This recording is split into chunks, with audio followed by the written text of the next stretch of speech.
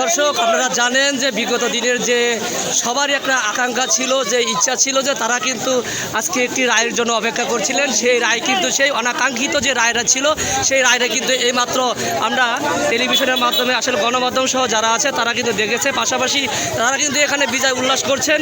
আমরা এতটুকু এখন এইমাত্র জানতে পেরেছি যে শেখ হাসিনা ছিলেন চলে গিয়েছেন, তিনি কিন্তু জেনেছি দেশ থেকে চলে গিয়েছেন হয়েছেন। তো আমরা আসলে এখানে যে উৎসব মুখর জনতা রয়েছে, এমনকি যতগুলি এখানে উৎসব আনন্দ মুখর যে পরিবেশ রয়েছে, সেখান থেকে আসলে আমরা এখানে জানতে চাইবো যে তারা কেন এমন উৎসব মুখর করছেন। ভাই আসসালামু আলাইকুম। আসলে আমি দেখতে পাচ্ছি আপনারা এই জায়গাতে অনেক আনন্দ উৎসব করছেন, এর কারণটা কি? আমরা হাসিনা সরকারের আবার নতুন করে স্বাধীন করেছি। আসলে আপনারা আসলে এখান থেকে কি মেসেজ দিতে চাচ্ছেন? স্বাধীন হতে পারি নাই, আমরা আজকে আমরা পরিপূর্ণভাবে স্বাধীন হয়েছি। ধন্যবাদ আপনাকে। দর্শক, যেমনটা জানছিলেন এখানে কিন্তু একজন এইমাত্র খবর দিয়েছে। তো আমরা এখন এখানে একটু মেয়ে রয়েছে, আসলেও সর্বোচ্চভাবে যে পরিশ্রমিক করেছিলেন দেশে, একজন রণাঙ্গনের মতন একজন যুদ্ধ হিসেবে যারা ছিলেন, আমরা কিন্তু এখন তার সাথে একটু কথা বলবো। আসলে তারা কেন তো মিছিল করেছেন?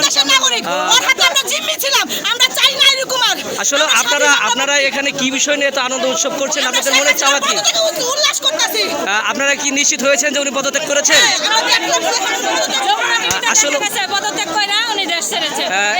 এখন আসলে আপনাদের কি এখন যে লোকগুলো আপনারা এটা কি কোনো আনন্দ মিছিল করছেন নাকি?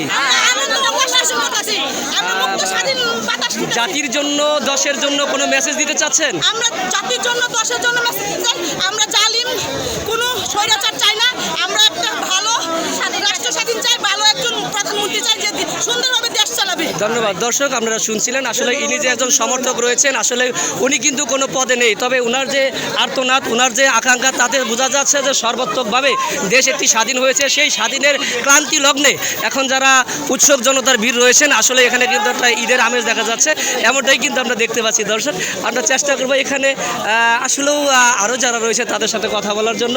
তো আপনারা এখানে আসলে কি জন্য এসেছেন?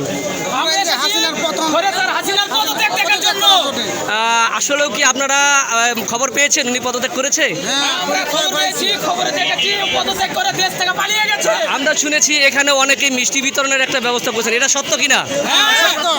মিষ্টি খেয়েছেন আপনারা? ধন্যবাদ আপনাদেরকে। আসলে যেমনটা বলছিলেন, এখানে কিন্তু ওনারা সর্বোচ্চভাবে একটি আনন্দ উৎসব মুখর পরিবেশে রয়েছেন, তারা মিষ্টির একটা আয়োজন করেছেন। আমরা আসলে যতটুকু চেষ্টা করছি এখানে সবাই জানানোর জন্য। আপনারা জানেন যে এখানে কিন্তু সর্বাত্মকভাবে 64 জেলার দেশ, 64 জেলার যে লোক রয়েছে, অর্থাৎ 68,000 গ্রাম বাংলার লোক কিন্তু এখানে থাকেন, বসবাস করেন। এখানে কিন্তু বলে রাখা ভালো যে একটি কি বলে শিল্প অঞ্চল এলাকা, ঘনবসতি এলাকা। সেই ঘনবসতি এলাকা হিসাবে এখানে কিন্তু নানা পেশার লোক রয়েছেন, সারা বাংলাদেশের লোক কিন্তু এই জায়গাতে দু একজন করে থাকেন। তো সেই ক্ষেত্র হিসেবে আমরা বলতে পারি যে এখানে কিন্তু যতগুলি লোক রয়েছেন তারা কিন্তু আসলে এক বাক্যে খুশির আমেজ ছড়িয়ে দিয়েছেন, এমনটাই আমরা দেখতে পাচ্ছি। দর্শক, তো আমরা বলতে চাচ্ছি যে এখানে যারা আছেন তাদের যে আনন্দ উৎসব, আমরা এই আনন্দ উৎসব থেকে কিন্তু আসলে অস্বাভাবিক একটা আনন্দ উৎসব।